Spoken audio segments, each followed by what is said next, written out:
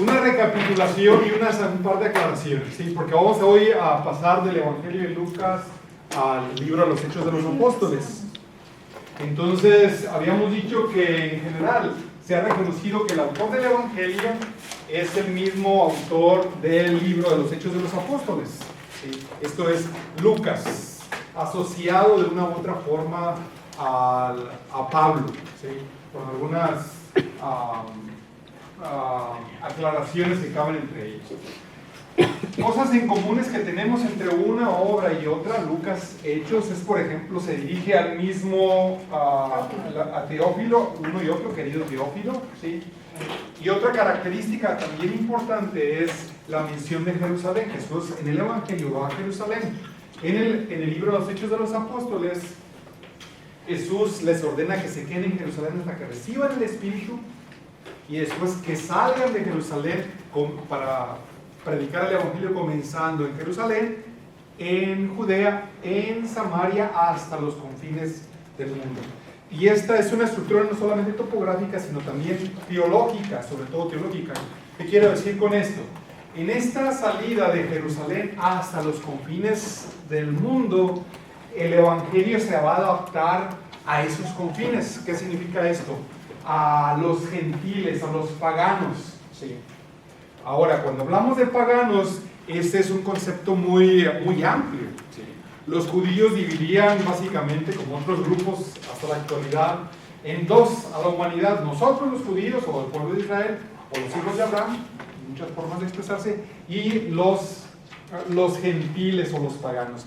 Pero entre este grupo de paganos gentiles tenemos subgrupos, como lo tenemos también entre los propios judíos, distintos grupos, escribas, fariseos, saduceos, etc. Entre el grupo gentil tenemos, por ejemplo, varios grupos, pero por ejemplo tenemos a los temerosos de Dios y a los prosélitos. Los prosélitos son aquellos originalmente o étnicamente gentiles, pero que abrazan la religión judía, incluyendo la circuncisión. Mientras que los temerosos de Dios son gentiles que simpatizan, esa es la expresión, son simpatizantes, simpatizan con la religión judía, pero que no abrazan todas las prácticas, sobre todo, por ejemplo, la circuncisión. ¿Cuál fue el primer grupo que nombró? El primero son los prosélitos.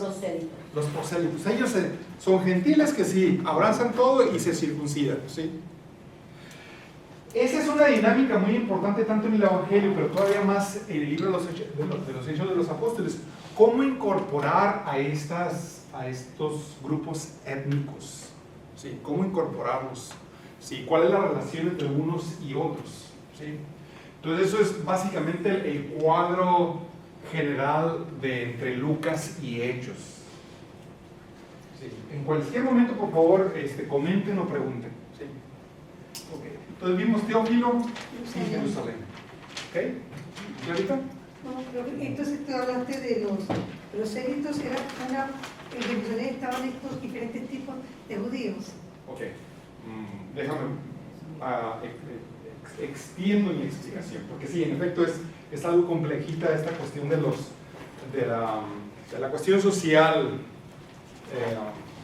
no solamente en Jerusalén, sino en el Mediterráneo. Okay. Una vez más, los judíos, el pueblo de Israel, es más amplio, los judíos, sobre todo la tribu del sur, sí, que hablaban primariamente arameo, pero algunos ya de ellos, y probablemente incluso Jesús conocería algo de griego, por ejemplo, ¿verdad? Cuando iban a la sinagoga leerían las escrituras en hebreo. ¿Sí? Es el grupo judío, ¿sí? Los judíos. Jesús judío, con esos términos, ¿sí? Sus discípulos judíos, arameos, aunque de Galilea, acuérdense, ya ahí hay una diferencia, ¿sí? Ese es Galileo, ¿sí? Hablas como Galileo, le dicen a Pedro cuando estaba ahí calentándose, cuando iniciaban. O sea, son judíos, pero son como, hay distintos grupos. Lo mismo los samaritanos, son otros grupos, son judíos, kind of, ¿sí? Pero otro nivel de judíos, ¿sí?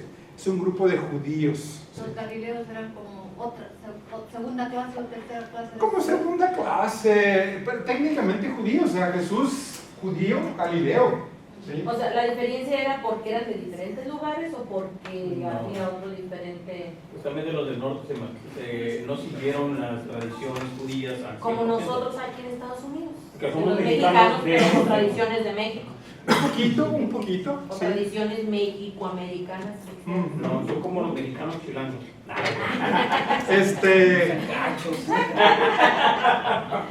Sí, entonces, o sea, judíos, pero galileos, lo mismo los samaritanos, ellos en su entender de sí mismos son judíos, pero del grupo de los samaritanos. Lo podríamos poner en nuestra realidad como los cristianos católicos y los protestantes, que los católicos nos sentimos la gran cosa y los somos. Oye, somos. Y ponemos a veces a los protestantes como que son cristianos pero que no conocen. No, pues un poquito de eso, sí. No, permítanme, porque es importante la pregunta de clase, sí. O sea, tenemos el grupo de los judíos con subgrupos religiosos dentro de los propios judíos, ¿sí? Tenemos por otro lado el grupo de los gentiles o paganos, y dentro de esos grupos tenemos otros subgrupos. Pero entre estos subgrupos, en su relación con los judíos, tenemos primariamente dos: los prosélitos, que eran los que abrazaron la religión judía, incluyendo la circuncisión, y los temerosos de Dios, ¿sí? Simpatizantes de la religión judía, pero no abrazaban en su totalidad la religión judía, primariamente, por ejemplo, la circuncisión. ¿Sí? Ahora, volviendo a este punto de la ubicación de estos grupos, que es muy importante, ¿sí? Y muy complejo, sí. Los judíos no solamente estaban en Palestina, estaban regados por el Imperio Romano, ¿sí? Desde antes de los romanos y desde los tiempos, por ejemplo, de los griegos. Otros momentos importantes fue cuando el exilio en Babilonia, pero eso irnos un poquito más lejos, ¿sí? Entonces tenemos una primera diáspora después del exilio, donde se dispersaron los judíos por distintas partes del Imperio Romano, o mejor, en el Mediterráneo, en la cultura greco-romana, por ejemplo. Es muy importante también. Tenemos una comunidad judía muy importante desde el siglo II, III antes de Cristo, en Alejandría, en Egipto, al norte de Egipto, en la desembocadura del río Nilo. Tenían ellos su propia politeia, le llamaban, su propia comunidad, sus propios gobernantes, sus propias leyes dentro de la gran ciudad de Alejandría. Eran semiautónomos dentro de la ciudad, ¿sí? Otra comunidad importante de judíos de la diáspora estaban en Roma, tienen sus sinagogas ahí también, varias sinagogas. En Éfeso, ¿sí? Tenemos. Entonces, y en otros lugares de Asia Menor había judíos ya desde entonces, ¿sí? Primero, más los judíos que vivían en Palestina, en Jerusalén, sobre todo en el área de Jerusalén, en Judea. ¿Okay? ¿Qué más debemos decir?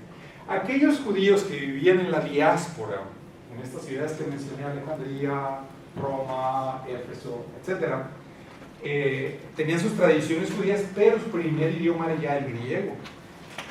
Sí, ellos ya hablaban el griego. De ahí la traducción de las escrituras del hebreo al griego, lo que se conoce como la Biblia de los 70. ¿Sí? Por una carta de Aristeas, una leyenda de que 70 ancianos hicieron 70 copias de la Biblia y eran idénticas y demás. ¿Sí? La Septuaginta, ¿sí? La de los 70, con el número griego, con el número romano 70. ¿Sí? Entonces tenemos, repito, esos judíos de la, porque van a ser muy importantes ahorita que vayamos a Hechos de los Apóstoles. Tengamos presentes que hay judíos de la diáspora. Y en esa diáspora, pues los judíos, ¿verdad? Como en todas las culturas, empiezan con sus vecinos, interactuar con otras culturas, incluyendo, por supuesto, con los paganos o con los gentiles. Algunos de ellos se empiezan a incorporar a las sinagogas que tenían en este lugar que se acaba de mencionar.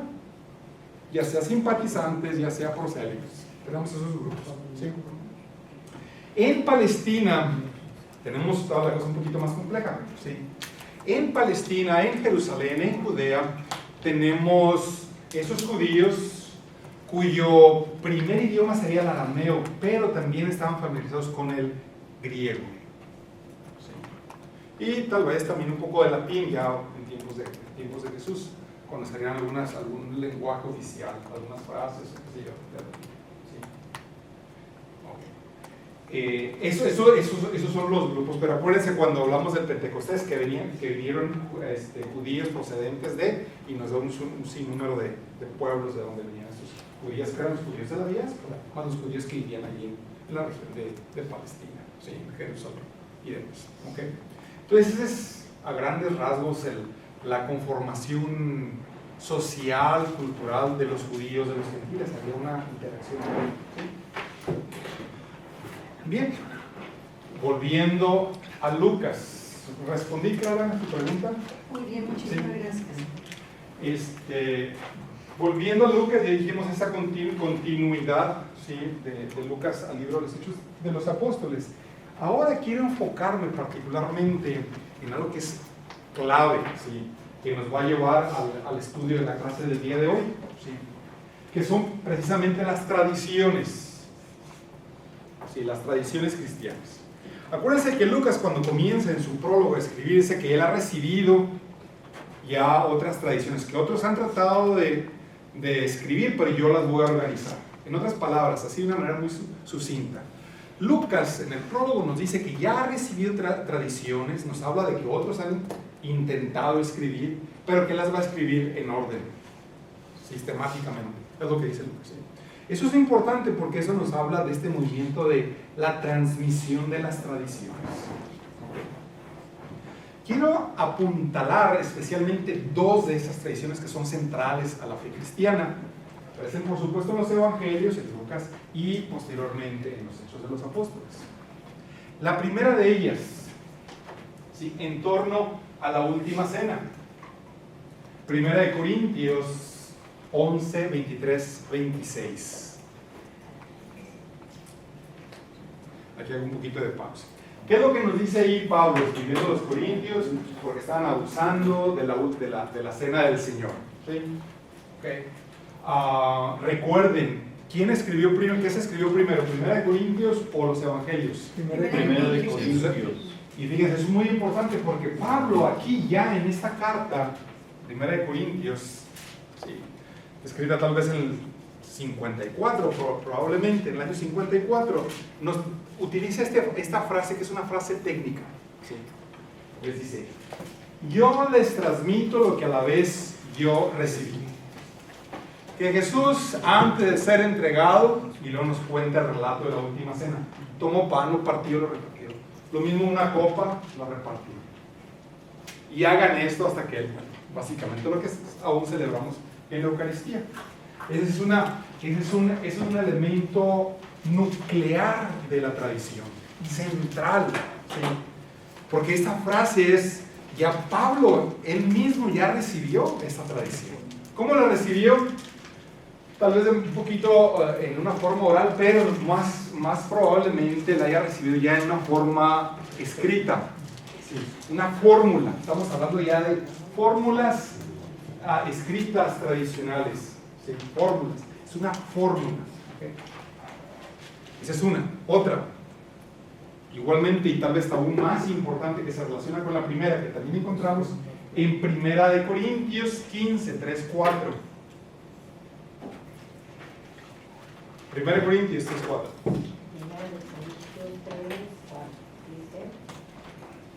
Cuando dice uno, yo soy de Pablo. No. Primera Corintios 15, 3, 4. En primer lugar, os transmití lo que mi vez recibí. Haga una pausita y nada más. Otra vez, fíjense en la fórmula. Lo que les transmito, lo que yo recibí. Es una fórmula esa, ¿sí? Es un machote, si ustedes quieren, ¿sí? Ahora sí, ¿qué dice? Bueno, en primer lugar, os transmití lo que a mi vez recibí, que Cristo murió por nuestros pecados, según las Escrituras, que fue sepultado y que resucitó al tercer día, según las Escrituras. Bien. Que se apareció a Cefas, ¿dónde? Por eso soy el que dice, ¿no? Por ahí vamos, exactamente. Ya te adelantaste aquí a lo que viene del querigma, ¿verdad? En Hechos de los Apóstoles. ¿Sí? ¿Ok? Entonces, es una pieza de tradición. Pero aquí estamos añadiendo un detallito más en esta segunda pieza. ¿Qué es lo peculiar que encuentran en esta fórmula? A diferencia de la anterior. El misterio pascual. Ahí lo que está escrito. Es el misterio pascual, pero ¿qué es lo que encuentran? Ahí. Yo solamente estaba repitiendo lo que ya otro le dijeron. No es su invento, sino que ya lo escuché. Correcto, pero eso es igual todavía que 1 Corintios 11. Les transmito lo que ya recibí, pero hay una adición clave en la segunda. En la primera dice lo que recibí del Señor. Dice la primera. ¿Está bien? Pero otra frase. Por nuestros pecados. Eso es lo que está transmitiendo, pero hay una adición clave ahí. Que yo recibí del Señor. ¿Qué más? Búsquele. Que Cristo murió. Cristo murió por nosotros. Ah, sí, pero ¿qué más? Ahí se repite 2 veces ahí. La coma. Escrituras. Escrituras. Sí. Ok. Que cree, en el caso segundo, 1 Corintios 15, les transmito yo lo que yo recibí. Y en los dos casos, cuando habla de la muerte y de la resurrección, según, porque Cristo murió y fue sepultado según las Escrituras y resucitó según las Escrituras. Eso es clave. Eso es clave. ¿A qué Escrituras se está refiriendo? No a la Biblia, sino A la Biblia. aunque esté por partes, había en ese tiempo lo que se había escrito. A lo que nosotros llamamos Antiguo Testamento, ¿sí? Las Escrituras judías. No les llamaban, en el Nuevo Testamento no les llamaban Antiguo Testamento, le llamaban las Escrituras, los judíos las Escrituras. Ahí va. ¿Cómo? Sí. La Tanakh, muy bien. ¿De dónde agarró la Tanakh usted? ¿Quién le habló de la Tanakh? La catedrática Ida. Sí, la Tanakh, sí, muy bien. ¿Esta qué corresponde, la Ta? A la Torah. Okay. A los Y la Nevi'im, Nevi'im, que se traduce, los profetas, y por último, los Ketubim, Ketubim, que significa los escritos. los escritos. Eran las 3 secciones clásicas de las Escrituras. La Tanakh, a la fecha se conoce como la Tanakh. La Torah o la ley, o Moisés. Los Nevi'im o profetas, representados por ¿quién? ¿Quién Los representa? profetas Elías, Elías. Y los Ketubim, que se traduce como escritos. los escritos representados por Salomón. los, Profeta. los Ketubim o escritos. ¿Quiénes eran representados? ¿Quién los representa? David. Y simple y sencillamente porque entre los escritos tenemos los salmos. Los salmos que se le atribuyen a Ok. En la iglesia, en la tradición católica y también otras tradiciones protestantes, hay otra sección, esto nada más entre paréntesis, ¿sí? Que vienen siendo, además de la Tanakh, la ley, la Torah o la ley o el Pentateuco, los profetas, los Nevi'im, los Ketubim, entre otros están los Salmos, es el libro más representativo de ellos, ¿sí? Tenemos otra sección que los judíos no tienen. 7 libros, ¿cuáles son esos? Los deuterocanónicos. 7. Lo que estamos estudiando. No, esa es la historia deuteronomista. La historia deuteronomista cae entre los Nevi'im. Son los 7. Los 7. Sería Tohu, Saeva, Maviseches. ¿Cuáles son? primera y segunda de Macabeos, sabiduría, Tobías, Hay una mujer. Judith Y Baruch. ¿Sí? y algunas partes de Jeremías. Daniel De nuevo. Pedacitos de Daniel. y de Esther también. Díctanos, para Es una mnemotecnia.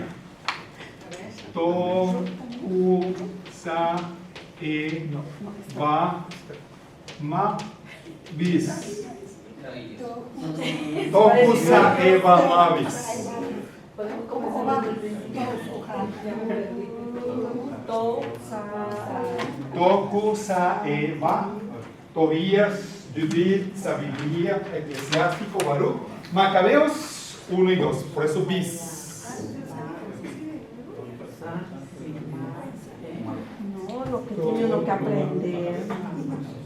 No lo va a preguntar. Ok, Tohu Saeva Maris, pum, ok. No nos distraigamos mucho por eso. Lo menciono porque, ok, por esta cuestión de las escrituras, ¿sí? Ok.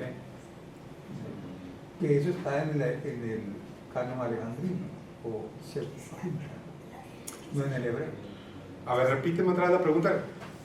O el Los comentario. deuterocanónicos no están en el canon hebreo, sino que No. en el alejandrino, que es el de los 70.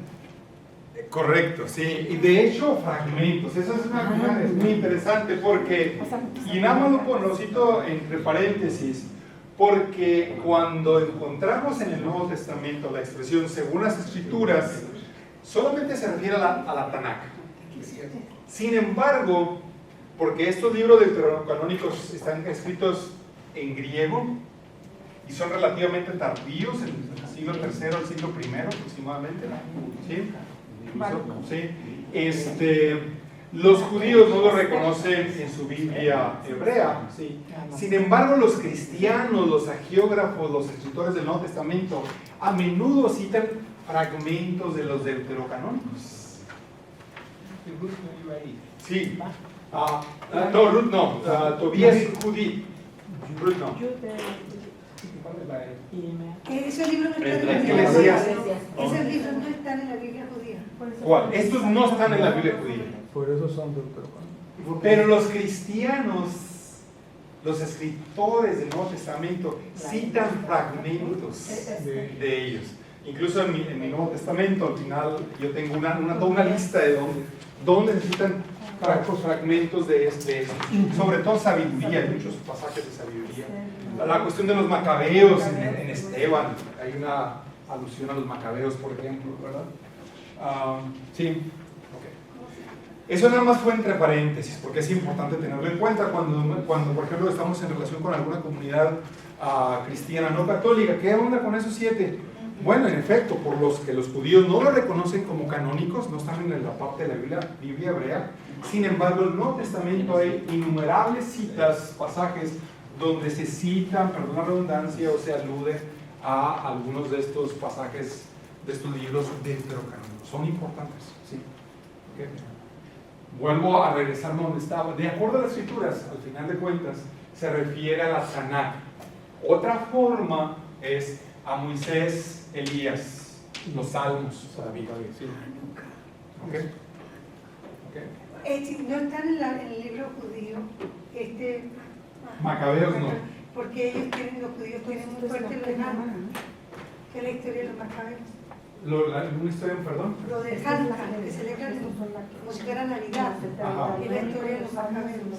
Sí tienen tradiciones, ¿verdad? Pero estos libros, como también, por ejemplo, tenemos... no me quiero distraer ya, tenemos todas otras tradiciones de los católicos que no necesariamente tienen que estar en la Biblia, ¿verdad? Pero en fin, porque es mucho así. Ok, ¿hasta aquí vamos? Sí, hasta aquí vamos. ¿Qué más podemos decir? Entonces, otro elemento que une, que hace un puente el Evangelio de Lucas con el libro de los Hechos de los Apóstoles, es la función del Espíritu Santo. Desde la concepción de Jesús por obra del Espíritu Santo, Jesús movido por el Espíritu Santo al desierto, se menciona constantemente al Espíritu Santo en el Evangelio, ciertamente. Pero todavía más se va a mencionar al Espíritu Santo en los Hechos de los Apóstoles. El Evangelio termina con la promesa del poder que viene a lo alto, refiriéndose al Espíritu Santo. Y comienza el libro de los Hechos de los Apóstoles con la reiteración, la repetición de esta promesa del Espíritu Santo. Seguidito luego, pasajes 2 capítulos más tarde, del evento de Pentecostés, pero ahí no termina.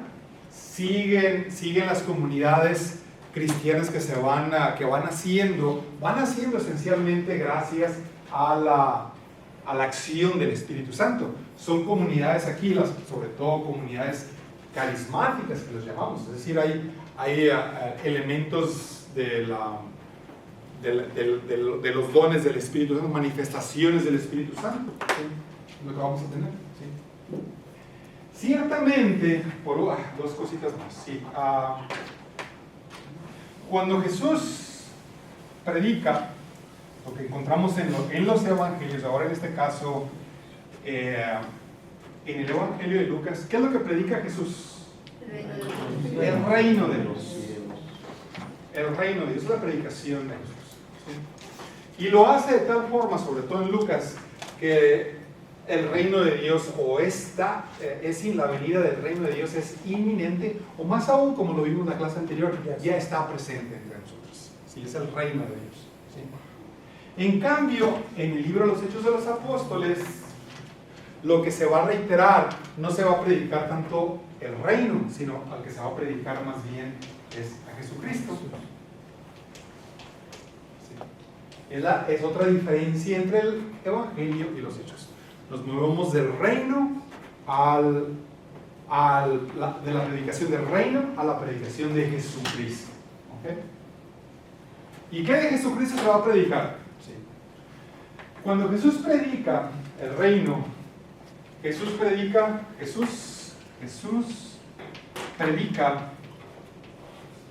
anuncia. Sí. La palabra griega, la voy a transliterar aquí, es kerizo. Kerizo, que viene siendo precisamente la palabra que está en la palabra kerigma, que es una proclamación, no nada más una lectura. Sí, Jesús murió y resucitó de acuerdo a las Escrituras. Es una auténtica proclamación, es un grito, es una proclamación, es una buena noticia, es el Evangelio de Jesucristo. ¿Sí? Aquí el Evangelio es la venida del reino.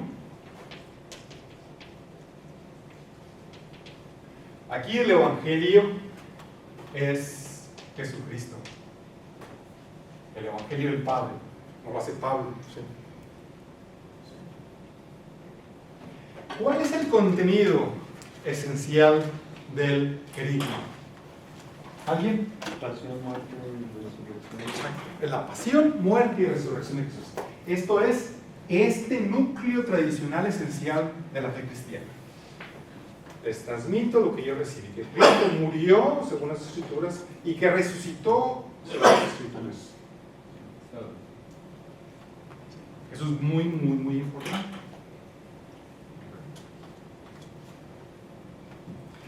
En el libro de los Hechos de los Apóstoles, bueno, tanto en el Evangelio como en el libro de los Hechos de los Apóstoles, se va a hacer una alusión constante a las Escrituras en sus distintas expresiones.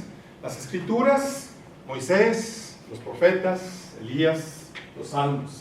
¿Sí? De tal forma que lo que acontece en Jesús de Nazaret, predicado en el Evangelio, continuado en el libro de los Hechos de los Apóstoles, es el cumplimiento de las Escrituras judías. Para de esta forma explicar que hay una continuidad de lo que nosotros llamamos la historia de la salvación, lo que no tenemos en el Antiguo Testamento. ¿Sí? Jesús es el cumplimiento. ¿Sí? Esto que pasó en Jesús, cuando leemos las Escrituras, dice, es lo que estaba escrito en las Escrituras. ¿Sí?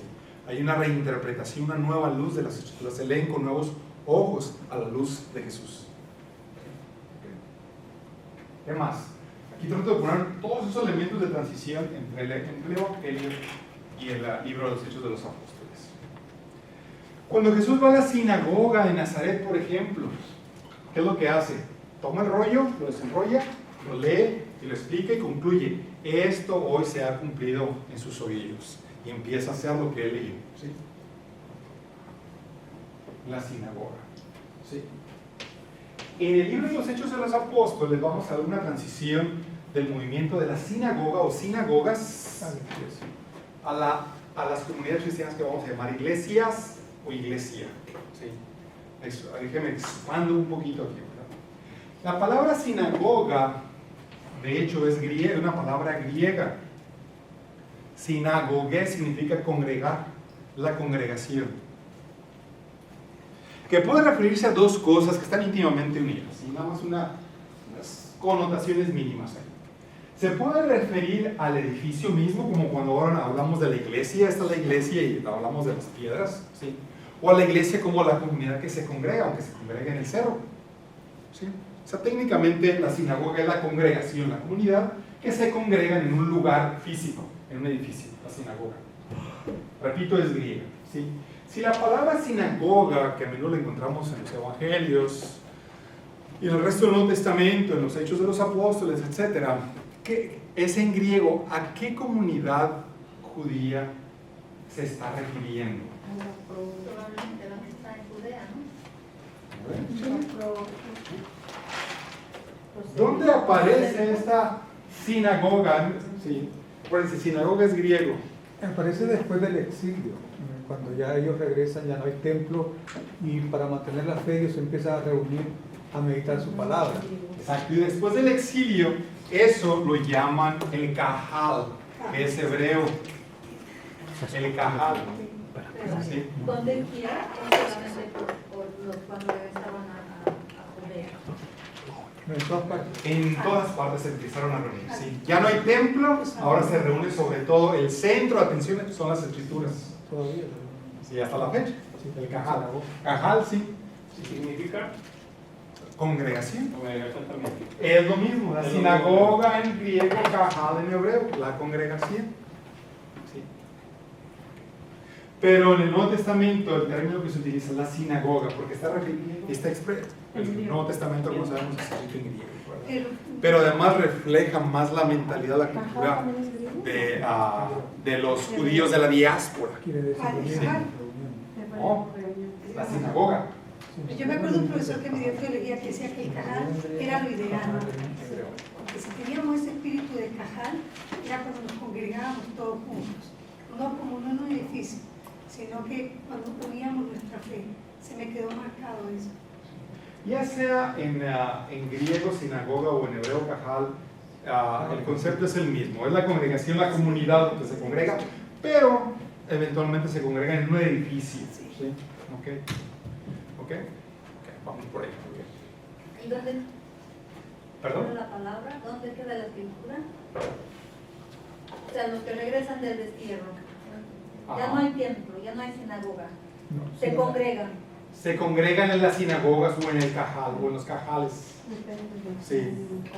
Pero después del exilio es cuando nace la sinagoga o el Kahal, después del exilio. Y en todas partes, incluyendo en propio Jerusalén. Sí. Tenemos otra vez el caso de Jesús que va a la sinagoga en Nazaret. Tenemos la sinagoga que ayudó a construir el centurión en Cafarnaúm. Hasta la fecha hay una sinagoga ahí. Tenemos la sinagoga de los libertos, que vamos a ver más adelantito, en Jerusalén. Tenemos sinagogas en Roma. ¿Mande usted? ¿Y usted no las personas que estaban en la entrada de la sinagoga? No mientras en la entrada del templo. Sí, sí. Okay. Entonces aquí estamos poniendo los fundamentos para entender cuál es la complejidad, la dinámica de estas comunidades. ¿Okay? ¿Qué más debemos de decir? Ya hicimos estas transiciones del Evangelio al libro de los Hechos de los Apóstoles. Comentarios, preguntas al respecto. ¿No? Yo recuerdo que las dos profesoras nos mencionaron que cuando leyéramos el Antiguo Testamento no lo releyéramos, o así fue lo que yo entendí, desde la perspectiva ya trabajada de una teología, ¿no?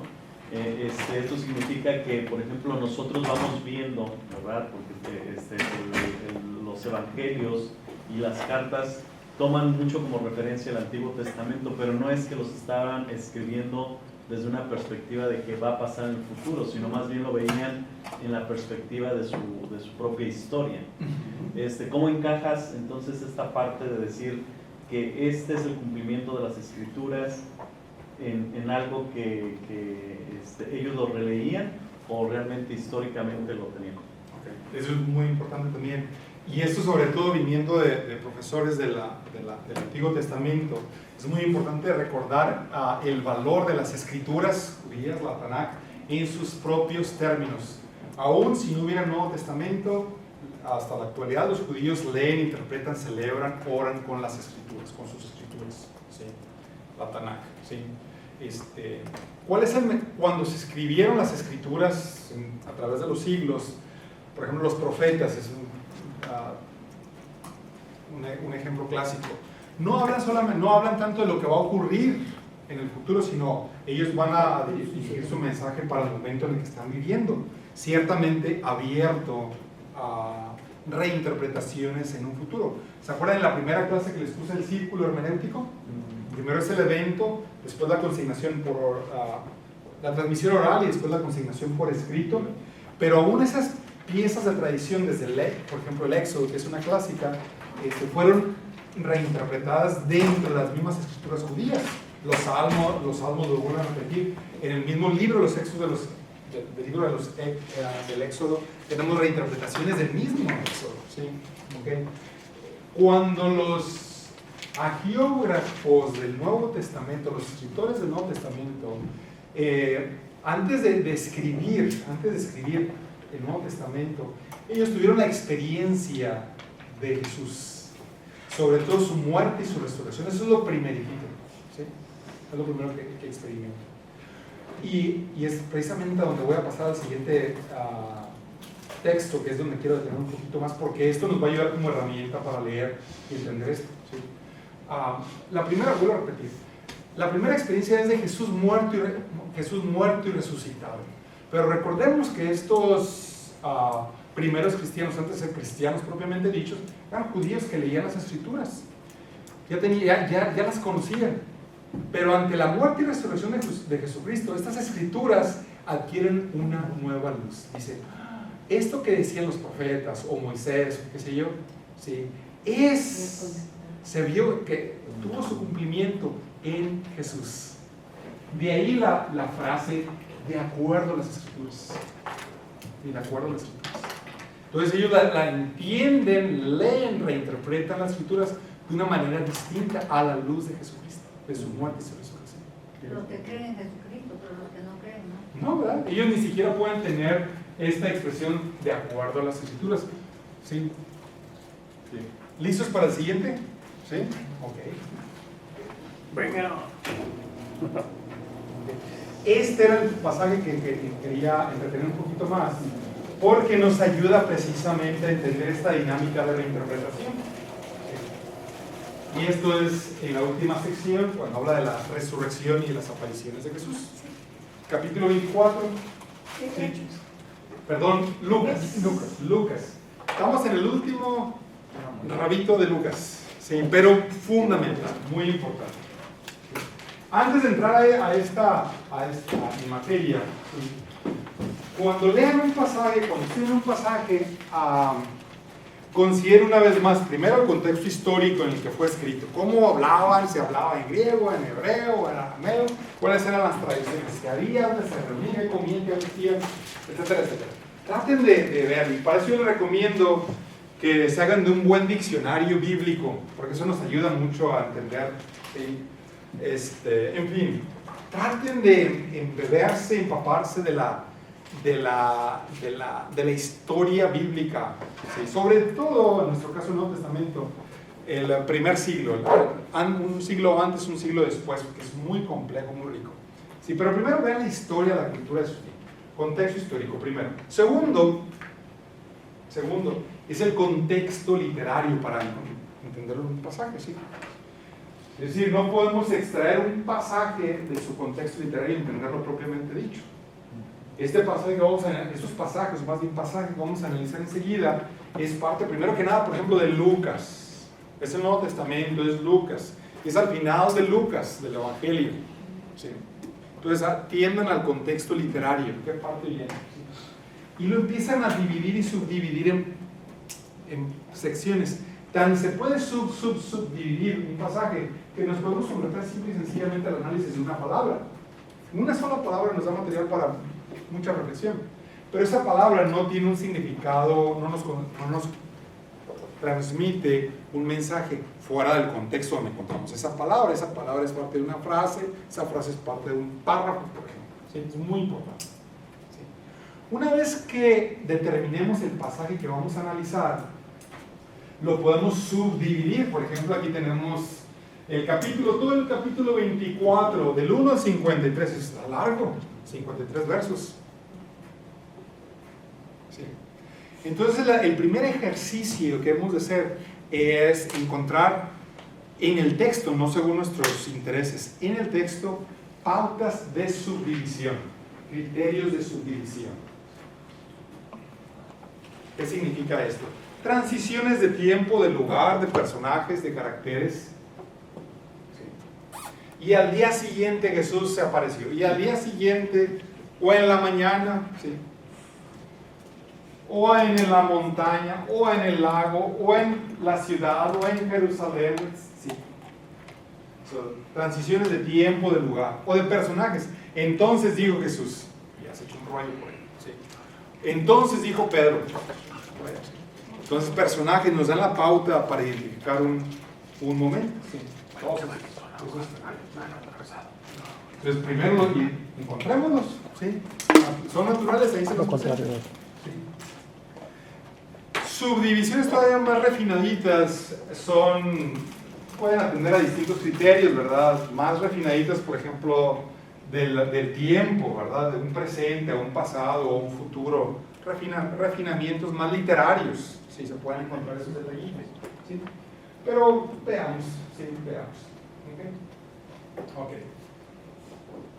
Esto es la segunda experiencia, Padre. Lo primero dijo la muerte y resurrección, primera experiencia. ¿Esto es la segunda experiencia? No. Eso fue antes, eso fue una visión general para entender la conexión entre el Evangelio de Lucas y el libro de los Hechos de los Apóstoles, que parten de este núcleo tradicional de la muerte y resurrección de Jesús, que es el querigma. ¿Sí? Primero, ahora lo que estoy diciendo es que cuando vayamos a leer, interpretar, analizar un texto, un pasaje, tenemos que atender a su contexto histórico, la cultura, modos de vida de su tiempo, y al contexto literario. Este versículo es parte de un capítulo, y este capítulo es parte de un libro, y este libro es parte, digamos, del Nuevo Testamento, y a su vez de la Biblia. Vaya, en brochazos generales. ¿Estamos? ¿Y cuál es la segunda experiencia entonces? Porque usted dijo, esto es la primera experiencia, vamos por la segunda experiencia. ¿Están listos? Esta es lo que ve.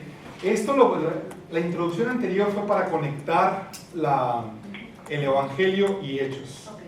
Pero dentro de esa parte, el querigma, mencioné una parte fundamental que repite que Jesús murió de acuerdo a las Escrituras y que Jesús resucitó de acuerdo a las Escrituras. Vamos a ver eso en acción en uno de los pasajes que vamos a analizar enseguida. Pero no lo podemos analizar simplemente fuera de su contexto, el contexto en el que quiero analizar. Necesitamos analizar este pasaje. En este caso, el capítulo 24 es el contexto de la resurrección. ¿Cómo se divide este capítulo 24 en Lucas? Capítulo 24. Nada más. Capítulo 24, verso 1. Sí. ¿Quién lo lee? El primer día de la semana. El primer día de la semana, al amanecer, las mujeres fueron al sepulcro con los perfumes que habían preparado. Ahí está. Okay. ¿Qué indicador? Tenemos dos indicadores ahí que nos ayudan, nos dicen que estamos en un momento nuevo del texto, ¿no? Un momento nuevo de la narración. ¿Cuáles son esos dos indicadores? El primer día y al amanecer. El primer día es temporal, el primer día de la semana y al amanecer, los unimos. ¿Sí? Una redefinición. ¿Y cuál es el segundo? De mañana. Todavía estamos en que es temporal. Sepulcro. Entonces tenemos uno temporal, primer día, tempranito, y otro de lugar, la tumba. ¿Se fijan? El texto nos dice claramente cuándo y dónde. ¡Pum! ¿Sí? Ok, primero. Y nos habla también otro, mujeres. ¿Sí? Entonces personajes nuevos. Ok, ¿qué onda? ¿Sí? ¿Se fijan? ¡Pum! El primer día es ¡pum! Ok. Y luego ya tenemos la historia, son 12 versos. Pum, pum, pum. Vayan ahora al capítulo 24, 13, 35. ¿Alguien más? Aquel mismo día, dos de ellos iban a un pequeño pueblo llamado Emaús, que está a unos 10 kilómetros de Jerusalén. En el camino Hasta ahí comenzaba... nomás. Un verso. ¿Qué no? Hasta ahí. Hasta ahí nomás. Ok. ¿Cuáles son los indicadores temporales y del lugar que encontramos en 24:13? El mismo día y luego ¿Dónde? Un pequeño pueblo, Emaús. lugar, van en el camino. No estoy al pueblo, es en el camino hacia Emaús. Y personajes, 2 discípulos. ¿Se fijan? Bien claritos el texto nos dice, ¿verdad? Sin ningún misterio, tiempo, lugar, camino y personajes, 2 discípulos. ¿Sí? Okay. Por último, 24:36.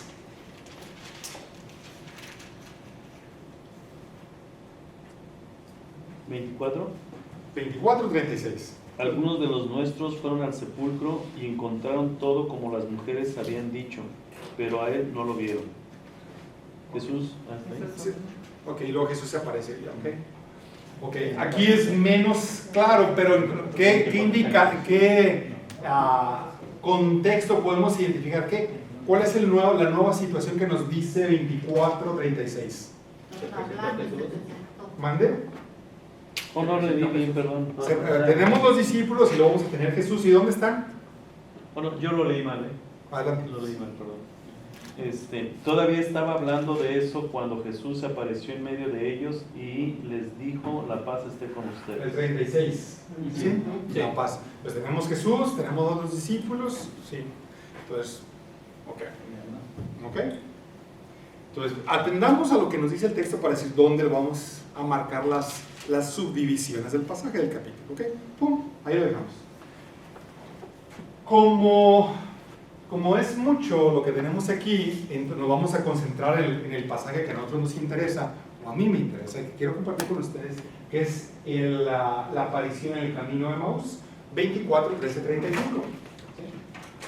Primero, hablando de estos indicadores del lugar, ¿qué tenemos? Primero el 24:1, ya lo habíamos escuchado, el primer día de la semana. ¿Sí? Y luego el 24:13, una vez más nos dice el primer día de la semana. En el mismo día, perdón. Sí, el mismo día que estamos hablando del primer día de la semana. Sí, el mismo día que todavía estamos en el primer día de la semana. ¿Correcto? Correcto. En la tercer perícopa, así te digo perícopa. Perícopa significa que está delimitada, un pedacito, ¿sí? No en el 36, sino en el verso 44, nos dice el mismo día, ¿correcto? Verso 44.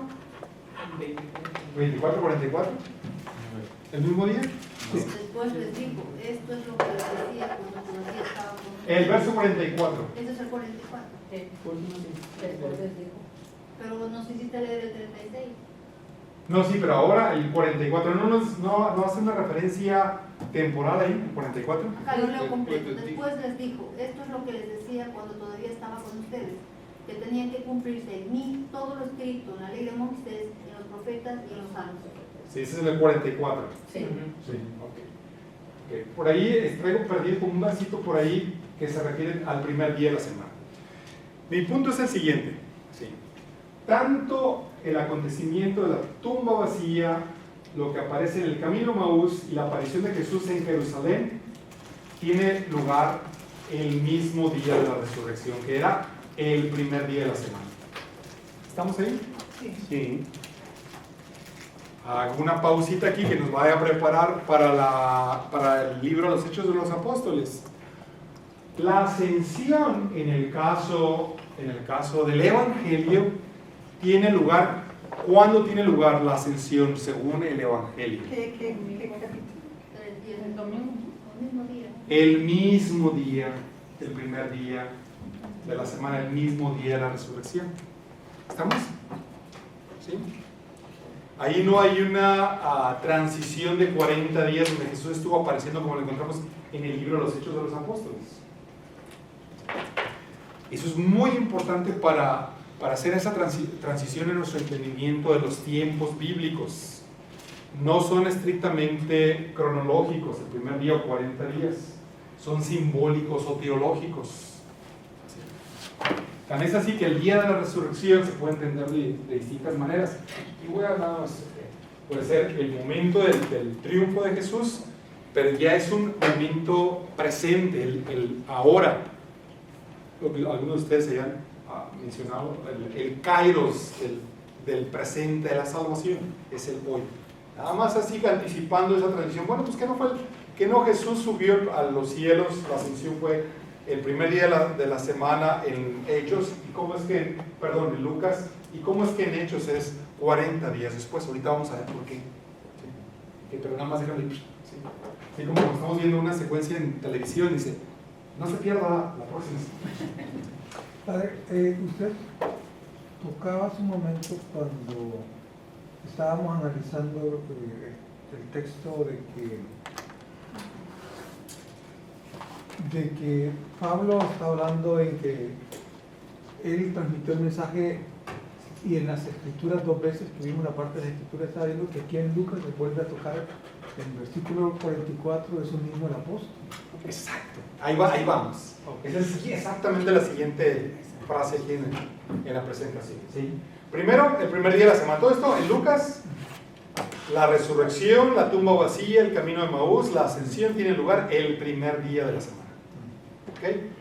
Moviendo un poquito más adelante, cada una de estas 3 secciones que presento aquí, la tumba vacía, Emaús y la ascensión, hacen alusión a la pasión, muerte, o que la pasión, muerte y resurrección de Jesús tiene lugar de acuerdo a las escrituras. Esa es una frase, eso es una fórmula, un machote que encontramos. Vuelvo a remontarme a 1 Corintios 11, 1 Corintios 15. Pablo diciendo, les transmito lo que yo recibí, que Jesús murió de acuerdo a las escrituras y que resucitó de acuerdo a las escrituras. Y ya explicamos qué significa, a qué escritura se refiere. Ya explicamos, ¿de acuerdo? Sí.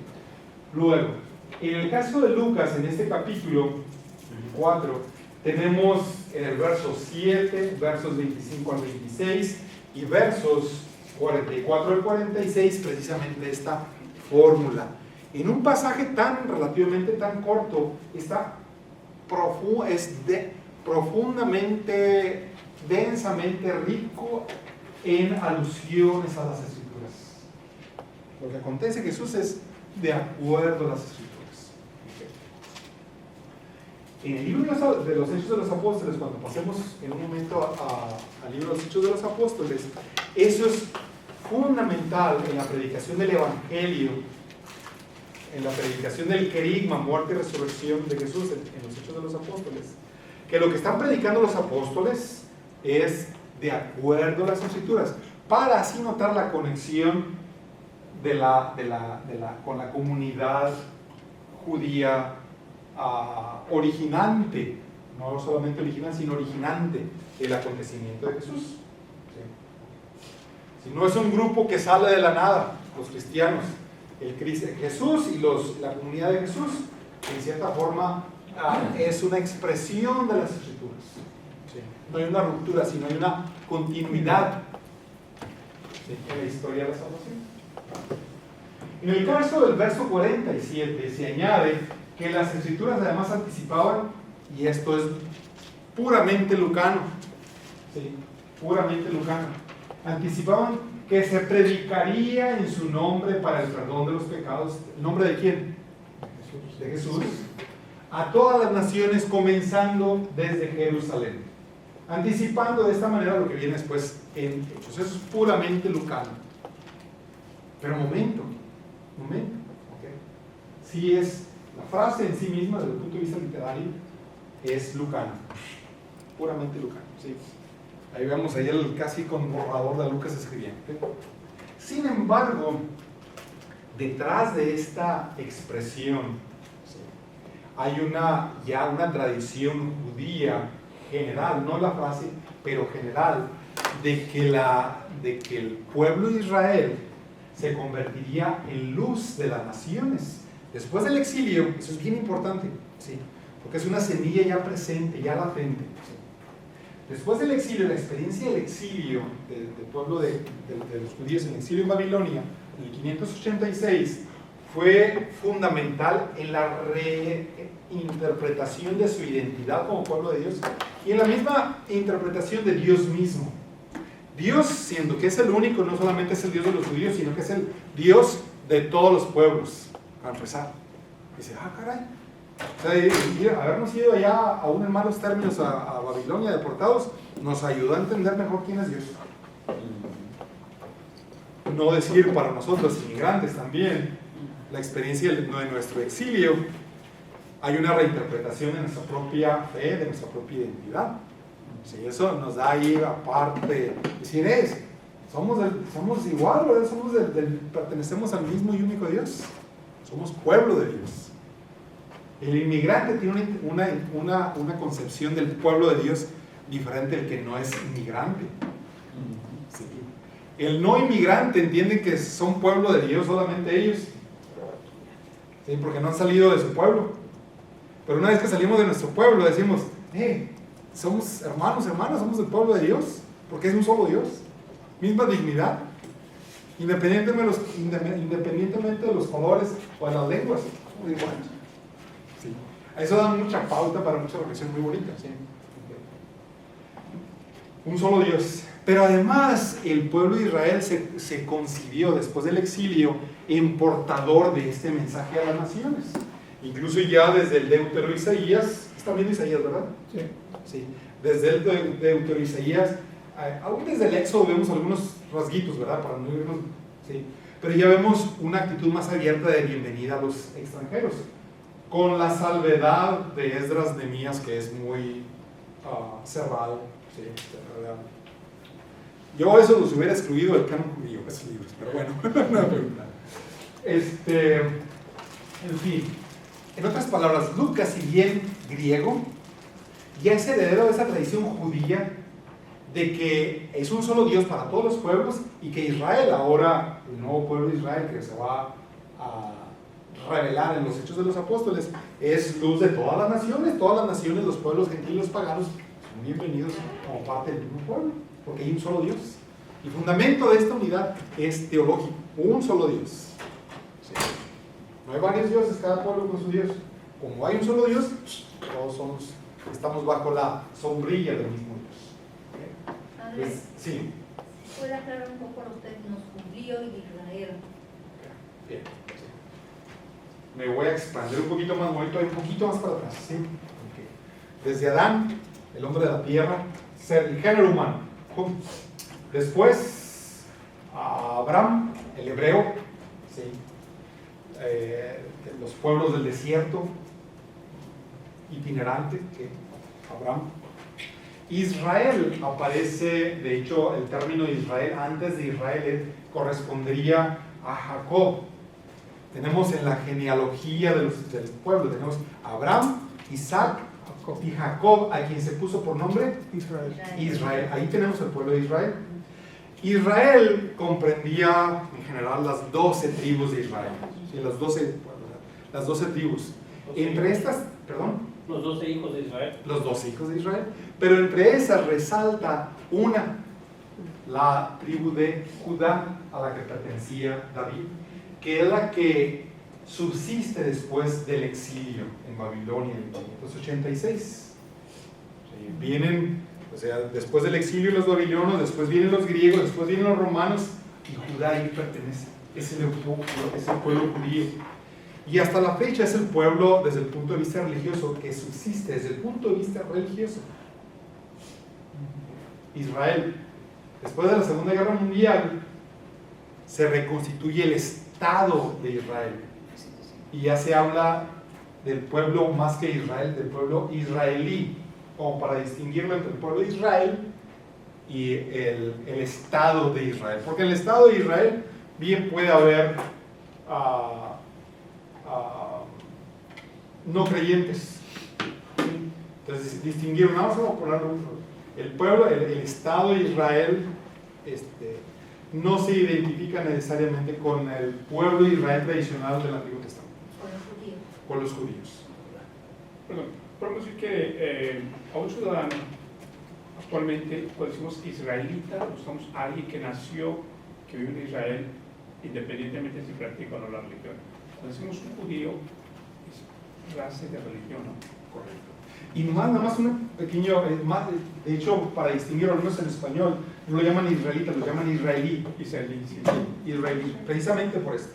Tan es así que en el Estado de Israel bien puede haber árabes, ¿sí? Y por eso tan complejo el problema palestino-israelí. ¿Sí? Okay. Pero sí, es un tema que hay que estarlo revisitando constantemente. Okay. ¿Vamos? ¿Continuamos? Okay.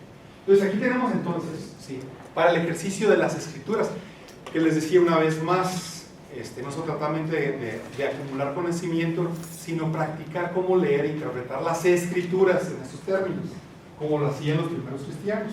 ¿Sí? Okay. Entonces aquí tenemos, entonces dijimos que nos íbamos a concentrar en la segunda sección, el evento de Emaús. ¿Sí? Okay. ¿Listos? Está hablando el Papa Francisco, tiene Francisco, estoy ocupado, dile. Sí, bien. Ok, así nada más, y esto como recapitulando, ¿verdad? En efecto, sí, la proclamación de la pasión, muerte y resurrección de Jesús en el Nuevo Testamento, en su formulación querigmática, como lo vimos, por ejemplo, en 1 Corintios 15, y lo vamos a ver reiteradamente en el libro de los Hechos de los Apóstoles, sobre todo en los resúmenes, en algunos de los resúmenes, ¿sí? Se presenta como el cumplimiento de las Escrituras, una repetición que ya había mencionado hace ahorita, ¿verdad? Porque yo les entregué en primer lugar lo que recibí. Cristo murió conforme a las Escrituras, y Cristo resucitó conforme a las Escrituras. Katagrafai en griego. Esta fórmula se desarrolla por medio de la expresión que divide la Biblia hebrea en las tres secciones que ya vimos hace un momentito: la ley, los profetas y los escritos. Y los salmos que encontramos ahí en Lucas 24:44. Los escritos, los salmos como parte de los escritos. Okay. Ya habíamos mencionado, ¿verdad?, que estas tres secciones están representadas respectivamente por Moisés, Elías y David, y les presento una serie de pasajes que confirman esta subdivisión de las escrituras. Okay. La aparición, y aquí subdividimos.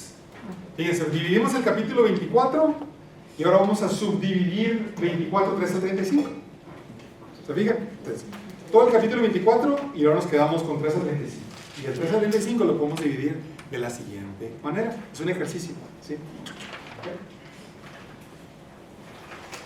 Esta parte la vamos a ver A, B, C, D, E.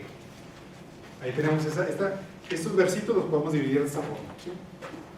Ahí el pastel se puede rebanar de distintas formas, ¿verdad? Pero hay algunos indicadores internos al texto que nos indican estas subdivisiones de estos versos. Bien, primero tenemos la introducción. Tengan presentes ahí sus Biblias ya abiertas, 24, 13 al 14. ¿Todos la tienen ahí? ¿Todas las tienen? Sí. ¿Todas tienen? 13 al 14. Sí. Primero, aquel mismo día, primer día de la semana, 2 discípulos caminan de Jerusalén a Emaús. Sí. Es la introducción. Adelante. Padre, si nomás una curiosidad rapidito. Claro. Habla de 11 kilómetros de distancia de Jerusalén a Emaús. ¿Son 11 kilómetros de los nuestros como aquí? ¿O? Sí, por eso se traduce en kilómetros. Oh. Son nuestros kilómetros. Nuestros kilómetros que usamos nosotros. Exactamente. La ubicación de Emaús no está muy bien identificada. Algunos lo ubican hacia el este de Jerusalén, 11 kilómetros, y ahí por ahí hay unas ruinas donde había una iglesia, etcétera, que conmemoran, probablemente haya sido este lugar Emaús, pero es de los lugares donde no está muy claro la ubicación arqueológica de Emaús, pero al final de cuentas, cerca de Jerusalén. Sí, cerquita de Jerusalén. Perdón, ¿hasta dónde va 19A? ¿Qué parte considera 19A? Porque cada versito, sí, se puede, a su vez, el versículo 19 se puede subdividir en letras A, B, C. El tamaño del versículo. Sí. La A quedaría 19A, ¿sí? A ver, permíteme un segundito. Sí. Jesús Termina con preguntó. uno, perdón. Jesús preguntó, ¿qué cosa? El 19. Le contestaron, de Jesús de Nazaret, que era un poderoso, que era un profeta poderoso en obras y palabras ante Dios y ante el pueblo. Sí. El 10, sí, entonces, ¿hasta dónde llegaría el A? Es la primera parte de la oración del 24 y 19. A ver, un segundito.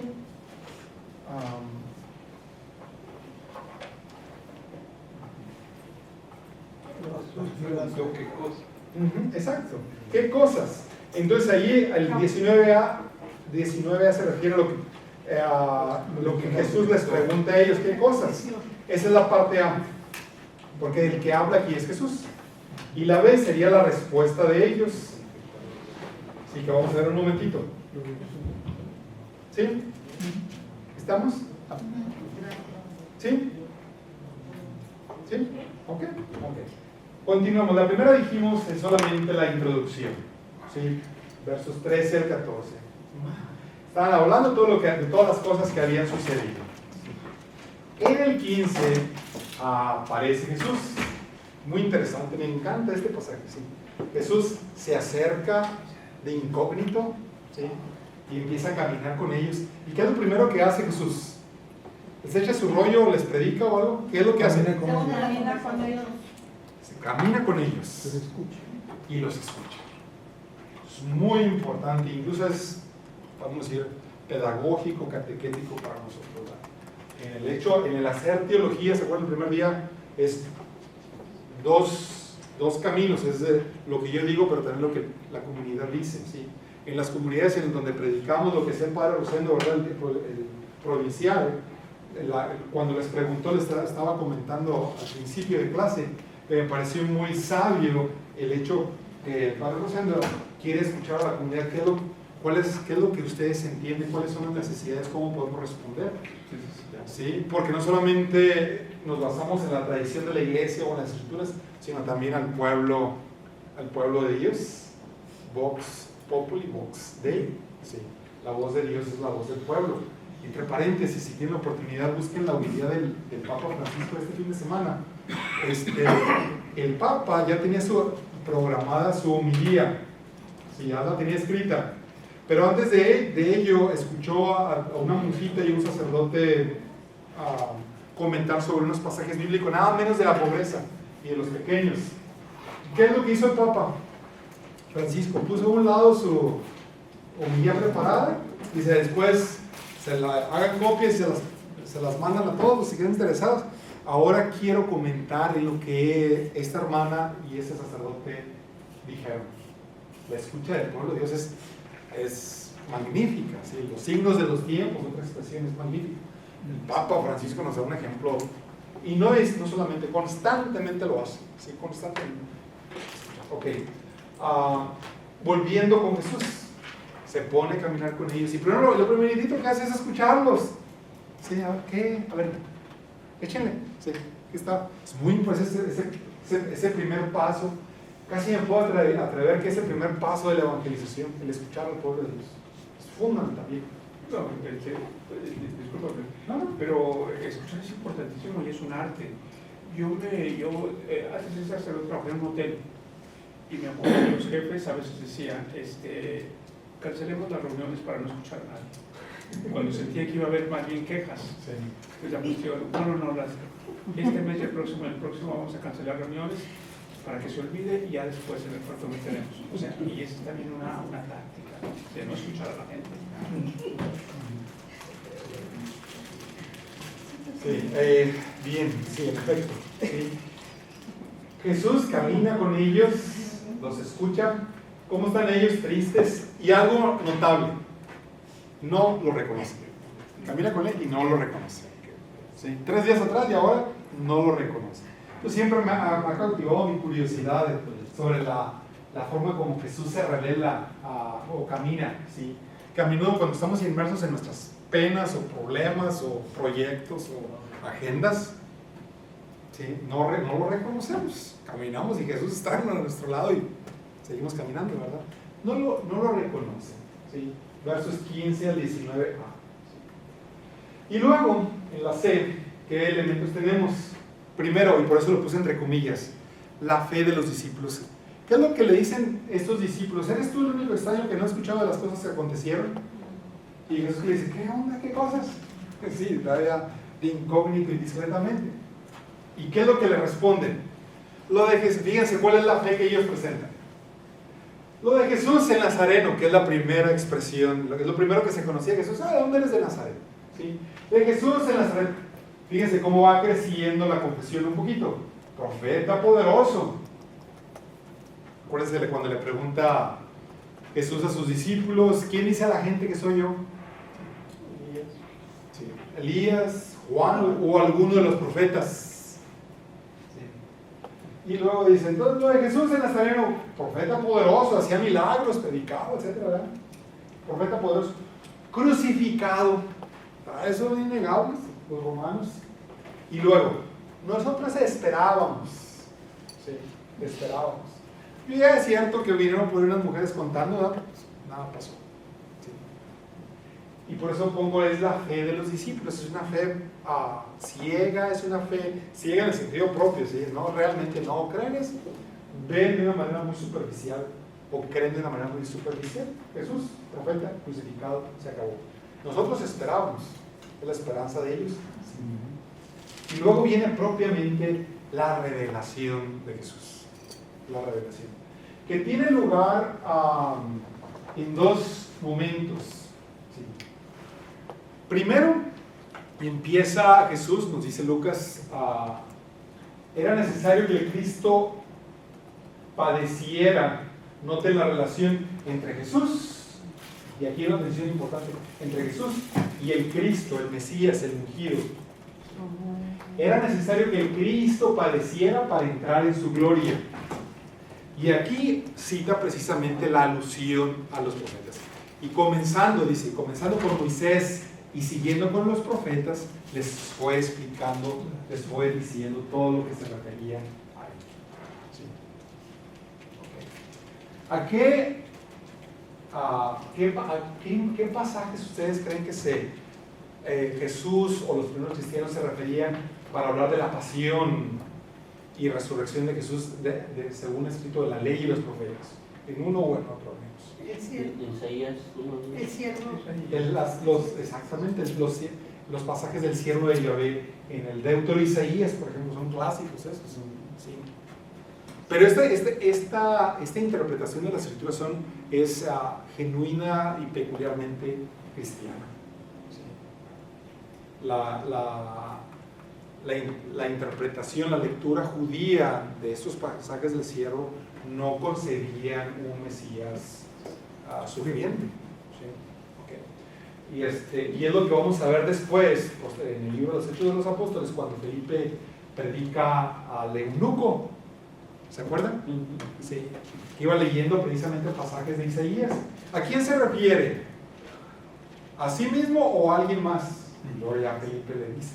Entonces fíjense cómo se empieza a revelar. ¿Sí? Hay un desarrollo en la interpretación de las escrituras. ¿Sí?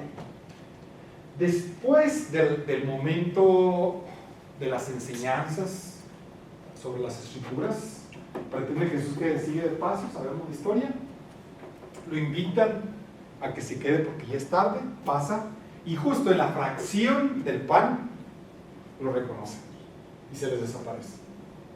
Lo elusivo, sí. Este pasaje es clásico porque es lo que seguimos celebrando en la Eucaristía nosotros. Tenemos estos dos momentos fundamentales de la liturgia. La liturgia de la palabra, las escrituras, lo que se refiere a Jesús, la homilía misma, ¿sí? Y después propiamente dicha la fracción del pan, la liturgia eucarística, la consagración, la comunión. ¿Sí? Entonces, desde ahí parte. Y es lo que vamos a encontrar posteriormente en el libro de los Hechos de los Apóstoles, que la comunidad cristiana se reunía cada domingo para las enseñanzas de los apóstoles, una expresión de esta sección de las Escrituras, esta lectura e interpretación de las Escrituras, y para la fracción del pan y para las oraciones. ¿Sí? Entonces ya aquí está introducido. Después de ello, la conclusión, y esto también es muy importante en la conclusión, es cómo estos dos discípulos regresan. Estos van de regreso a su villa, Emaús, y cuando se encuentran con Jesús se regresan una vez más a Jerusalén. Es decir, ya acuérdense que todo Lucas Jesús los lleva a Jerusalén, ese es el foco. Y después de la resurrección, en un momentito lo vemos, les ordena que se queden en Jerusalén. ¿Sí? ¿Cuál es nuestra dirección? ¿Sí? ¿A dónde vamos? Porque está haciendo énfasis a lo del profeta, ¿no? Que la liberación y el perdón viene de Jerusalén. ¿A cuál profeta? Ay, ahorita lo miramos en la otra, cuando estábamos terminando, haciendo la conexión. Eso, que dice la liberación y el perdón vienen de Jerusalén. Vienen de Jerusalén. Pero no me acuerdo qué. Sí, en Isaías. No, ¿sí? ¿No? Okay. Ahorita no se me escapa, ¿verdad? Pero yo pienso que, bueno, tal vez Lucas tenga esta tradición detrás de él. Porque todo viene de Jerusalén, no va hacia Galilea, inclusive omite Galilea cuando dice ya los confines de la tierra, nombra a Siria, a los otros pueblos, pero omite... No Siria, Samaria. Samaria, perdón. Y Jerusalén, Judea, Samaria. Y a los confines. En los confines de la tierra. Pero eso lo podemos ver desarrollado todavía un poquito más en el libro de los Hechos de los Apóstoles, porque son los pasitos que van tomando, ¿sí? en ese orden precisamente. No solo geográfico, sino también teológicamente. La inclusión, por ejemplo, hablando de Samaria, la inclusión de los samaritanos, que ya vimos anticipados en el Evangelio. Los samaritanos rechazan a Jesús y después encontramos la parábola del buen samaritano. Perdón. Porque la mayor cantidad de enseñanzas de que Jesús está en Galilea y poco en Jerusalén. ¿Por qué después Jesús les dice a sus discípulos que allá los verá? Tenemos que regresar a Galilea. ¿Eso en cuál evangelio? En Marcos. Marcos y en Mateo. Sí. Es más bien mateano. Sí. En Lucas, en cambio, es Jerusalén. Sí. Porque acuérdense que el lugar es sobre todo teológico. Y la tradición de Lucas dice, como cuando empieza, aquí te lo voy a escribir exactamente, ¿no? Cómo sucedieron las cosas. Porque quiere enfatizar en la comunidad que es como ellos están pensando y les dice pues exactamente. Y dando cumplimiento a las escrituras, ¿no? Esa es la clave, de acuerdo a las escrituras, pero de acuerdo a las escrituras, según la cuestión de la pasión, muerte y resurrección. Padre, no es cierto que si nos quedamos en Jerusalén estamos con los ricos, con los que dominan el poder, pero en Galilea, cuando uno habla de Galilea, más bien se pone a pensar en los desposeídos, en los menos instruidos, en los pobres, en los que Jesús quiere acercarse. Y Jesús fue solo a Jerusalén a morir. Entonces, ¿cuál es nuestra razón de pensar siempre en Jerusalén? No nuestra, ahorita estamos diciendo lo que nos dijo Lucas. Es la presentación de Lucas. Y repetimos, el concepto de Jerusalén es un concepto no geográfico, no tanto geográfico. Si bien hay elementos reales de cómo Jesús sube, no una, por ejemplo, más de una vez en Juan sube varias veces a Jerusalén, los judíos suben, es un centro teológico, no solamente geográfico Jerusalén, sí. De llegada, pero al mismo tiempo de partida, sí. Jerusalén. Jesús va a Jerusalén, Jesús los envía desde Jerusalén hacia los confines del mundo. La cuestión de Galilea, tenemos otra tradición, ¿verdad? Muy fuerte, y tal vez hasta sea más fuerte que esa tradición lucana, más original por el ministerio de Jesús. ¿Sí? Okay. Permítanme terminar con la conclusión, no les he dado descanso ni les voy a dar. La conclusión, entonces, regresan a Jerusalén con los demás, importante. Sí, regresan con los 11 y los demás. 11 porque Judas ya había muerto. Y los demás, ¿quiénes son esos demás? Significativamente son las mujeres. Otros también, ¿verdad? Pero las mujeres, eso es muy importante. y les explica las cosas que ocurren en el camino y la frase, ¿cómo lo habían reconocido? Al partir el pan. ¿Sí? Okay. Entonces, este pasaje lo quise analizar de esta forma, sobre todo por el concepto de las escrituras que encontramos en todo el Nuevo Testamento. Lo que aconteció a Jesús es para que se cumplieran las escrituras. No solamente en relación a la muerte y resurrección de Jesús, primariamente, sí. Pero también tenemos otros elementos en los evangelios, cosas que ocurrieron a Jesús o Jesús iba a hacer para que se cumplieran las escrituras. Incluso el mismo bautismo, ¿sí? Lo interpretan como algo anticipado en las escrituras. Desde la anunciación, ¿no? La anunciación, ¿sí? Lo vemos constantemente repetido en el Nuevo Testamento. Eso es lo que voy, que en Lucas ya van viendo el cumplimiento de las escrituras, y por eso a lo mejor el énfasis de Jerusalén, porque también es para cumplir las escrituras de los profetas. Sí, pero en lo de Jerusalén es lucano, ¿sí? No lo encontramos necesariamente en Marcos o en Mateo en Pablo, no. Pero como empieza él en su prólogo, te lo voy a poner de una manera ordenada para que lo entiendas. Cómo sucedieron las cosas de acuerdo. De acuerdo. Como reflexionando un poquito más y moviéndome a las cartas paulinas, Jerusalén permaneció siendo un punto focal, sobre todo la cuestión de la colecta, por ejemplo, a Jerusalén, a los pobres o a los santos o a los hermanos de Jerusalén, distintas expresiones, antes de Éfeso o Roma o qué sé yo, seguía siendo Jerusalén la iglesia madre, ¿sí? Como lo era para los judíos. Y eso lo vemos después cuando veamos la cuestión de la colecta en Hechos. ¿Sí? Okay. Justo el comentario de Jerusalén, el punto de referencia de ella hacia ella. Hemos mencionado constantemente sobre la obra lucana. ¿Sí? Lucas nos dice que los dos discípulos conversaban entre sí sobre todo lo ocurrido, en verso 11, conversaban y discutían, en verso 15. El verbo conversar en griego es nada más ni nada menos que homileo, de donde tenemos la palabra homilía. ¿Sí?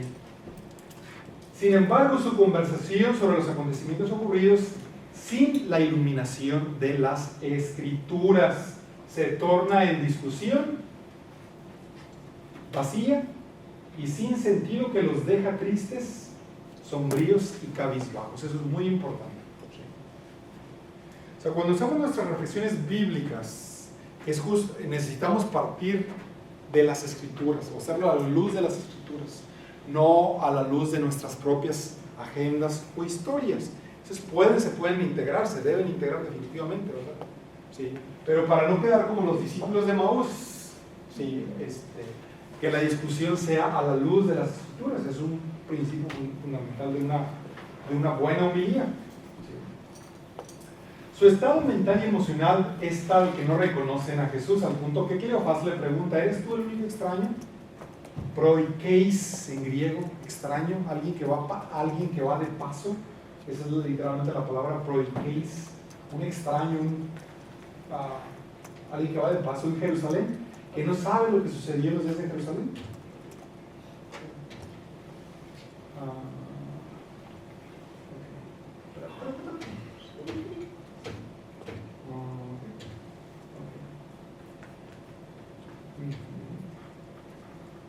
Bien, se supone que iba a empezar con Hechos hoy, hermanos, pero déjame ver qué tanto llegamos, ¿ok?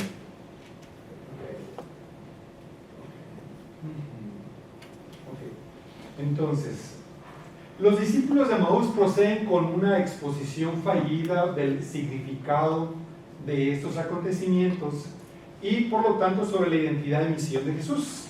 Nosotros esperábamos, Nazareno, profeta poderoso, sí. Nosotros esperábamos, sí. Poderoso ante todo el pueblo, condenado a muerte y crucificado. Sus esperanzas de que él era el que habría de liberar a Israel se esfumaron después de 3 días, a pesar del testimonio de las mujeres Y de uno de los nuestros, ¿quién sería ese? Nos dice Lucas. Tenemos tradición de Pedro, Juan, el Evangelio, ¿sí? Uno de los nuestros, quienes encontraron el sepulcro vacío y unos ángeles que dijeron que estaba vivo, pero a él no lo vieron. El clímax del relato está en la respuesta de Jesús a los dos discípulos. Sí, lo primero les da un jabón de orejas. Qué ignorantes y duros de corazón para creer todo lo que dijeron los profetas. Y esa expresión, qué duros de corazón, bien, se repite, lo habíamos visto cuando hablamos de las parábolas, el porqué de las parábolas, Isaías 6, ¿se acuerdan? El endurecimiento del corazón. Tienen ojos, pero no ven, tienen oídos, pero no oyen. ¿Sí? Es parte del tema del endurecimiento del corazón. ¿Sí? Entonces ya la pregunta, ¿acaso no era necesario que el Cristo padeciera eso para entrar en su gloria? Y comenzando por Moisés, y continuando con todos los profetas, les explico lo referente a él en todas las escrituras, constantemente repetido en las escrituras. La respuesta de Jesús es densa en referencia a las escrituras, pero sin señalar pasajes específicos. Anteriormente Lucas, siguiendo a Marcos, relata 3 anuncios de la pasión y resurrección de Jesús, como vimos en el camino de Jerusalén, el A, B, C, primero, segundo, tercer discurso y enseñanza, dentro de los cuales anuncia su pasión. Y en el relato de la transfiguración tenemos a Moisés y Elías que hablan de su ¿qué? De su éxodo, ¿recuerdan? De igual modo, en la primera y tercera sección de Lucas también enseñó la necesidad de la pasión, muerte y resurrección al tercer día del Hijo del Hombre. ¿Sí? Ok, una vez más, reafirmando el tema de las escrituras. Las escrituras, en efecto, anuncian la venida de un profeta a semejanza de Moisés, desde el libro de Deuteronomio. ¿Sí? Después, al anuncio de la muerte de Moisés, ya se anticipa la venida de un profeta como tú, que es capaz de verlo cara a cara. También se anuncia la venida de un Mesías sacerdote como Aarón, el levítico. Y de manera mucho más sobresaliente la venida de un Mesías descendiente de David, segunda de Samuel, la promesa que un descendiente va a ocupar y va a ser la casa o templo, habíamos explicado también aquello. Y también la presencia de 2 ungidos, ya sea un sacerdotal o un profeta. Los discípulos no tardaron en identificar en Jesús el cumplimiento de las profecías. Sin embargo, para ellos era imposible creer. Más aún escandaloso y locura que el Mesías tenía que padecer. Y eso lo encontramos desde Pablo, cuando habla de la cruz, escándalo para los judíos, locura para los gentiles. Es por ello que otra serie de pasajes de la Escritura podrían iluminar este misterio de la pasión, muerte y resurrección. Lo que mencionaban ahorita, los relatos del siervo sufriente. Les presento esos pasajes en el segundo y en el tercer Isaías. ¿Sí? Sobre todo, el último cántico describe la exaltación del siervo. Y la exaltación que se va a ser interpretada como la glorificación o resurrección. Si bien la identificación histórica del siervo en su contexto es muy debatida, ya sé que se refiere al propio profeta o al mismo pueblo de Israel, eventualmente en el Nuevo Testamento esto se interpretó y se aplicó al propio Jesús. Es por ello que la formulación carismática más antigua que mencionamos ahorita es, según las Escrituras, en 1 Corintios 15, que les dije desde el principio de la clase el día de hoy. De hecho, el libro del profeta Isaías es el libro que más se cita en el Nuevo Testamento. Y por ejemplo, tenemos Lucas 4, el libro que Jesús toma e interpreta es nada menos que el de Isaías. Sin embargo, no basta recitar una serie de pasajes de las Escrituras, sino que es necesario interpretarlas adecuadamente. Y ese es el punto de estas clases, de esos cursos de Biblia. No solamente es aprender, acumular conocimiento, sino entrar en esta dinámica de interpretación. Esa es la clave. ¿Sí? Esa es la clave. ¿Cómo aprendemos nosotros a interpretar? Y el aprendizaje lo tomamos de las mismas Escrituras. Las Escrituras nos dicen cómo leer e interpretar las Escrituras. En este camino de Emaús, ahí decían que Jesús les preguntó qué cosa, ¿verdad? Ellos le contestaron lo de Jesús de Nazaret. Está viendo que, por ejemplo, aquí hablan también de Jesús de Nazareo. Eso no era precisamente porque era en Nazaret, ¿verdad? Pero era algo que hacía el judío en especial. El voto del nazireato, sí. Algunos han sugerido que el nazoreo se podría referir a un voto que Jesús había hecho de ser nazir, consagrado a Dios, unos votos a Dios, pero no tenemos elementos al menos explícitos de esta consagración que Jesús haya hecho de sí mismo a Dios. Juan el Bautista. ¿Mande? Juan el Bautista, por ejemplo. Juan el Bautista sí, desde la Anunciación vemos que no va a tomar vino, y en cambio Jesús sí, lo identifican con los luego sí, ¿verdad? Pero sí, muy bien, Juan el Bautista sí, pero Jesús, este voto como nazi no es evidente en los evangelios, sí. Pero sí hay algunos elementos donde tratan algunos de ver a Jesús como nazoreo, no tanto de Nazaret, sino de nazi.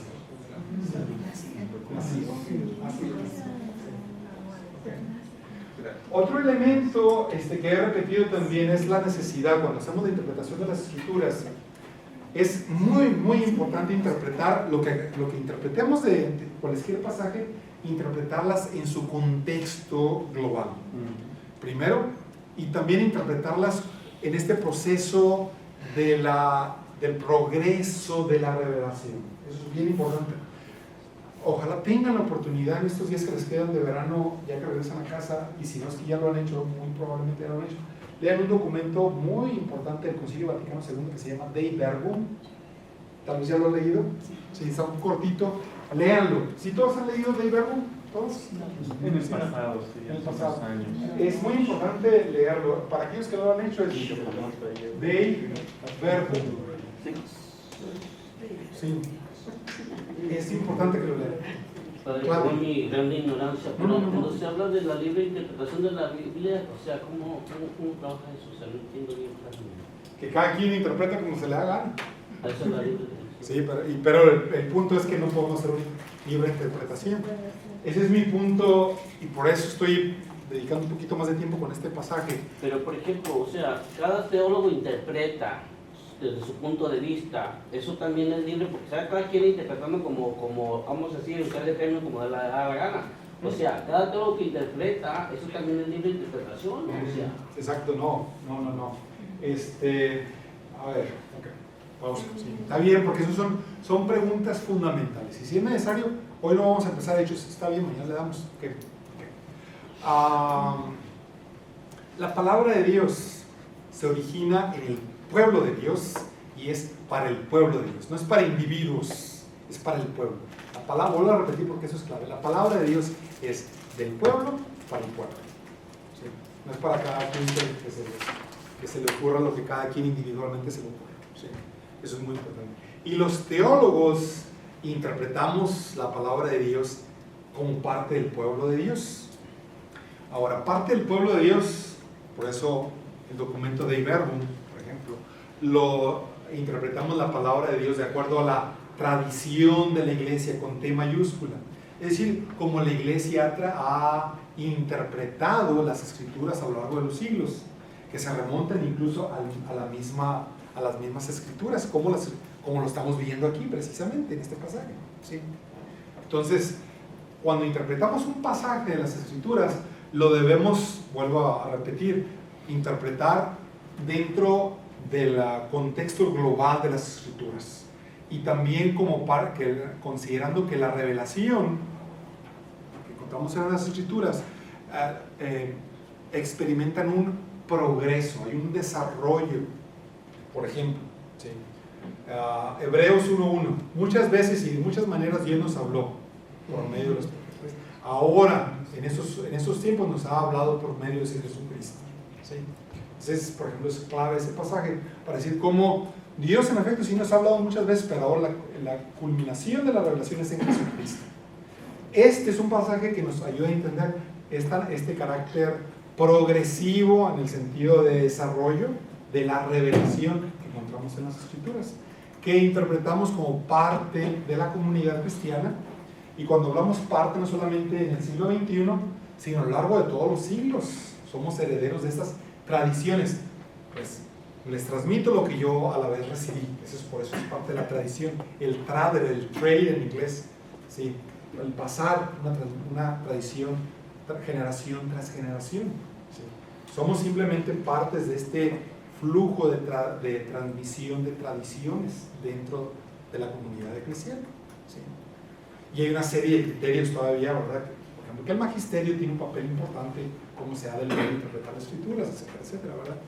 Pero no puede ser una interpretación arbitraria. Seguimos ciertos principios de interpretación, que no para evitar una interpretación a nuestro gusto y medida, introducir nuestras agendas en el texto bíblico. Decir el texto, aún pasajes bíblicos que no nos gusten, que sean difíciles para nosotros, los respetamos. ¿Sí?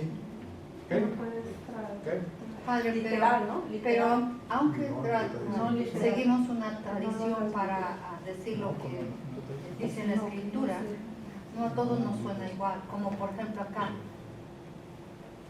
estamos en la fe, pero la madurez de la fe, la madurez del entendimiento de la palabra, no es lo mismo para mí que para el hermano o para la hermana. Como a veces ella dice, me siento que yo no sé nada. Pero el que tiene su fe. Entonces, claro. Sí, la evidencia. ¿Quién tiene lo correcto de lo que usted está diciendo? O No, la sí, palabra. Sí, no. Yo pienso que eso es muy importante que nos llevemos a casa, de que haya elementos objetivos de interpretación, lo que el texto dice. ¿Sí? Eso es así. Como lo podamos aplicar y vivir en nuestra experiencia cotidiana, ya se aplica a cada comunidad, a cada persona en nuestro contexto histórico, personal. Sí. Pero sí es muy importante para evitar esta interpretación arbitraria, es decir, ¿no? El texto bíblico presenta un mensaje objetivo, ¿sí?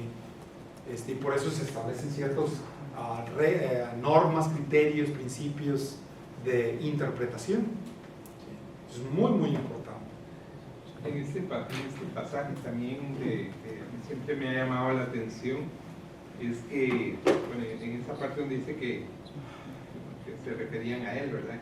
Dice que se acercaban al pueblo a donde se dirigían y él hizo el ademán de seguir adelante, ¿verdad? Pero ellos insistieron, quédate con nosotros, ¿verdad? Ese quédate con nosotros, ¿verdad? Para mí tiene como mucho significado, ¿verdad? Y entonces él se quedó y les acompañó, ¿verdad? Ese momento de solidaridad, de cercanía con su gente, me parece a mí que siempre me ha sonado eso como muy interesante, ¿verdad? Porque él pudo decir, yo sigo mi camino, pues sí, aquí los dejo y adiós, pero se queda con ellos, se comparte con ellos. Y se sigue revelando, y por eso la celebración de la Eucaristía, yo pienso que es un contexto, un ámbito privilegiado de lectura e interpretación de evidencia de las Escrituras a la luz de este pasaje. ¿Sí? ¿Sí? Casi terminamos. Sí, entonces, cuando lo invitan pues a quedarse con ellos, dice la expresión, se les abrieron los ojos. Tienen ojos y no ven, tienen oídos y no oyen. ¿Sí? Pero en la fracción del pan. ¿Qué significa esto? Es bien importante, bien importante. ¿Sí? La fracción del pan, ¿sí? La Eucaristía, no solamente es el partir físicamente el pan. ¿De qué hace eco la fracción? ¿A qué representa? ¿A qué apunta? Es parte de algo más grande todavía. ¿Qué es? El Dios mismo. Cuando Jesús dice, esto es mi cuerpo que será entregado, esta es mi sangre que será derramada. En otras palabras, la fracción del pan apunta nada más ni nada menos que al misterio pascual. La fracción del pan es el misterio pascual. En otras palabras, el misterio pascual, muerte y resurrección de Jesús, revelan las Escrituras. Sí. La Eucaristía, la fracción del pan, revelan las Escrituras. Sí. O sea, cuando decimos fracción del pan, no solamente es la misa, ¿vale? Sí.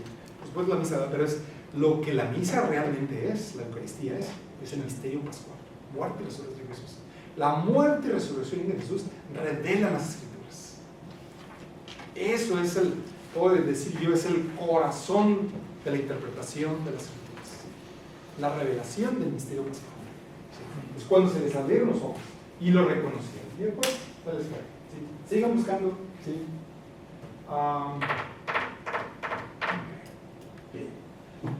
En conclusión, la conclusión describe cómo los discípulos se levantaron en esa misma hora y volvieron a Jerusalén, habiendo sido transformados por el resucitado, proclamando con convicción que el Señor ha resucitado, y se apareció a Simón explicando, el segundo de la palabra exégesis, lo que había pasado en el camino y cómo lo habían reconocido al partir del camino. La palabra exégesis, ¿sí? Explicando, ¿sí? Y se contraponen dos expresiones. La exégesis es la extracción del significado del texto bíblico, y la eisegesis es la introducción de un concepto, de una agenda que podamos tener. Lo que tenemos que hacer es sacar el significado, ¿sí?, del texto bíblico.